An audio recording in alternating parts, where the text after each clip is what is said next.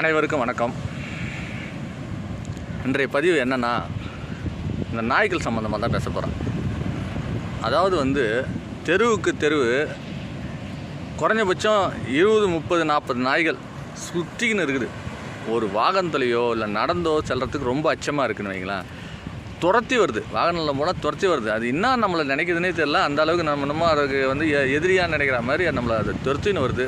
தொற்றின்னு எல்லாரையும் கடிக்குது. அந்த பாவம் சின்ன நேற்று பார்த்தேன், ஒரு குழந்தை நடந்துன்னு வருது. அந்த நாயை பார்த்தோன்னா அப்படியே நின்றுது. அந்த பக்கத்துலேருந்து போகவே மாட்டுது. போமா ஒன்றும் செய்யாதுன்னு சொன்னால் கூட அதான், ஏன்னா அங்கே ஒரு 6-7 நாய் நிற்கிதுன்னு வைங்களேன்.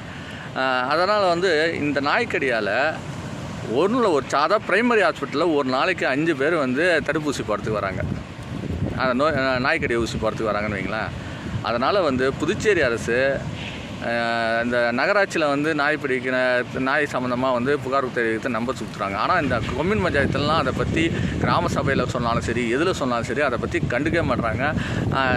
அது நம்ம புகாரோடே இருக்குதுன்னு வைக்கலாம். வேறு எதை பற்றியும் அதை பற்றி அவங்க யோசிக்கிறதே கிடையாது.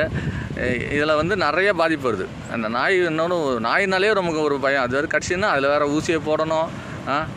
ரேபிட்ஸ் அது ஒரு பெரிய பிரச்சனை. இதெல்லாம் கவனத்தில் கொண்டுங்கன்னு நீங்கள் என்ன பண்ணணும், அரசாங்கம் இதுக்கு நாய் கட்டுப்படுத்த தடுப்பூசி கருத்தடை செய்யணும்.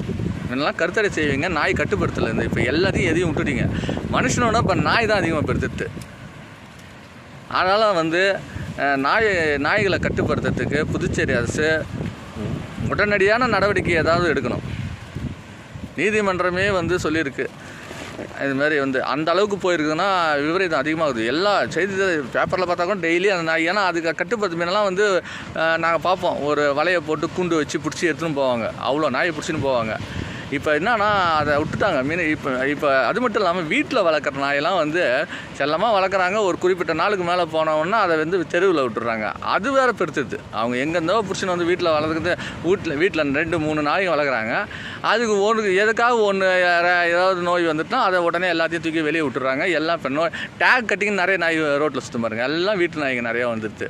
தெரு நாய்களை விட வீட்டு நாய்கள் அதிகமாக வந்துட்டு வைங்களேன். எனவே இந்த நாயை கட்டுப்படுத்துறதுக்கு புதுச்சேரி அரசு நடவடிக்கை எடுக்கணும்.